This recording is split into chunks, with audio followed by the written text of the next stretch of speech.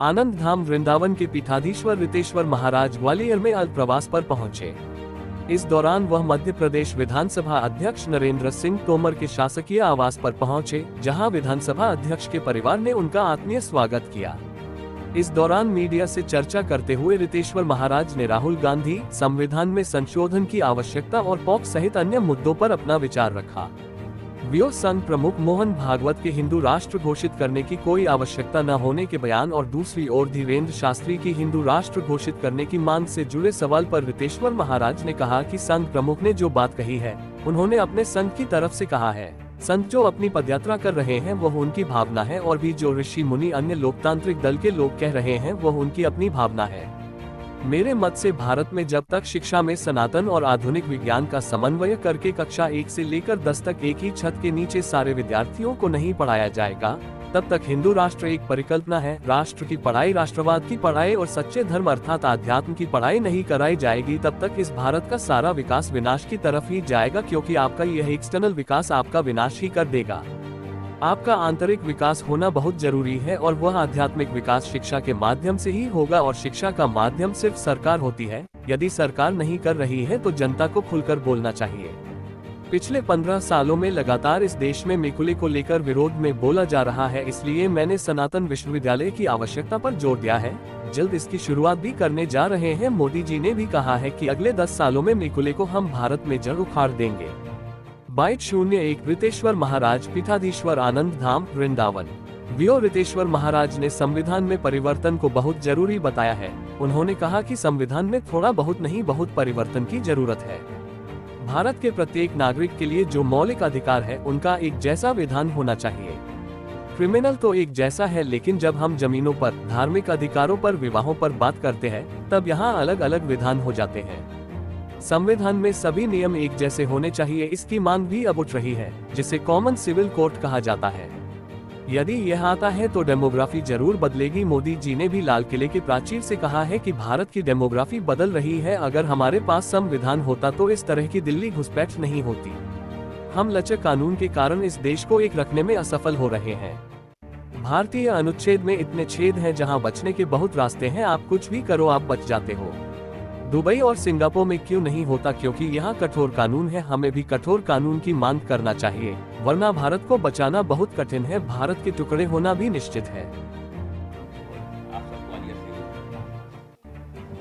आप सबको मैं वृंदावन एक बार आमंत्रित करता हूँ। आप नाराज न हो, आपके प्रश्न का उत्तर मैंने दे ही दिया कि अगर मैं कुछ बोलूँ तो पक्ष में, न बोलूँ तो पक्ष में, तो फिर ट्रोल, दोनों तरफ ट्रोल टीम बैठी है ना।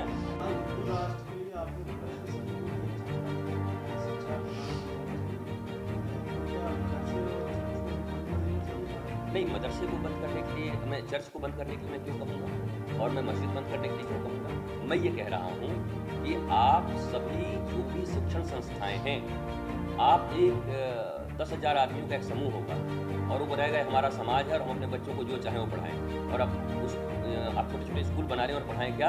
और अब भारत को एक दिन टुकड़े टुकड़े करना है, भारत को बर्बाद करना है, भारत में हमारा कोई नहीं है। हम फिर बच्चे कैसे निकलेंगे? जिन बच्चों को आपने छोटे छोटे बच्चों को पढ़ा दिया, तो बड़े होने के बाद आप कितना भी झंडा रोहन करिए, कितना भी आप भारत का तस्वीर दिखाइए, पर जो बचपन में 5 वर्ष के बाद और पहले तक घुस गया, ये विज्ञान भी कहता है कि बच्चे को जो सीखना होता है वो माँ के गर्भ में और 5 साल की उम्र तक सब सीख लेता है। ये मत समझिए कि बच्चा जब देख नहीं पा रहा है, बोल नहीं पा रहा है तो कुछ नहीं सीख रहा है। वो सब कुछ उसी समय सीखता है, ये विज्ञान भी मानता है, क्योंकि मैं विज्ञान का विद्यार्थी रहा हूँ। तो वैसी स्थिति में जब आप अपने छोटे छोटे बच्चों को भारत के प्रति प्रेम नहीं सिखा रहे हैं, यहाँ रह रहे लोगों के प्रति ये नहीं सिखा रहे हैं कि हम भारत के रह रहे 140 करोड़ लोग ही सनातनी हैं, क्योंकि सनातन एक संस्कृति है। चाहे पूजा पद्धति उनकी अलग हो, पर वो भी सनातनी है ना। और फिर आप तो जानते ही हैं कि 10 पूर्वज पहले उनके पिताजी दादाजी कौन थे, सब तो वही हैं। तो ये बात उनको बताना चाहिए वहाँ पर कि हम लोग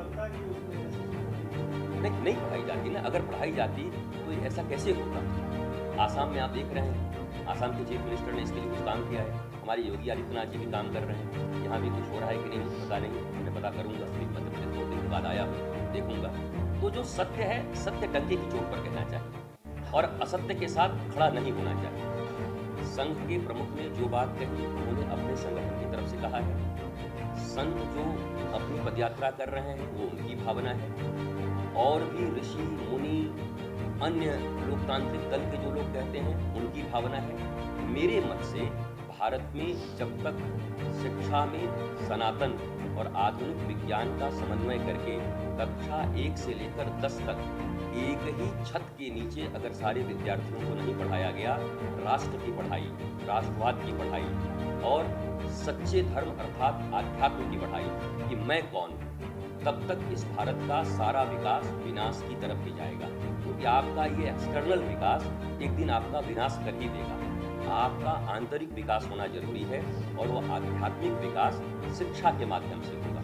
और शिक्षा का माध्यम कौन है? सरकार ही तो परिवर्तित कर सकती है। सरकार अगर नहीं कर रही है तो जनता को जागरूक होकर के उनको बोलना चाहिए। मुझे बहुत खुशी है कि पिछले 15 वर्षों से लगातार अगर इस देश में कोई एक संत मैकोले के विरुद्ध बोलता रहा और लगातार बोलता रहा, इसलिए मैंने सनातन विश्वविद्यालय के निर्माण की बात कही और हम जल्दी उसका शिलान्यास करने वाले हैं। और अब प्रधानमंत्री जी ने 2-3 दिन पहले कहा है कि अगले 10 सालों में मैकोले को हम जड़ से उखाड़ देंगे भारत से। अर्थात आप अपनी बातों को उठाते रहिए, आप जन जागृति करते रहिए संत के रूप में या समाज सेवा के रूप में या मीडिया के रूप में। निश्चित तौर पर जब मानस तैयार हो जाएगी तो एक दिन भारत का नवनिर्माण संभव होगा।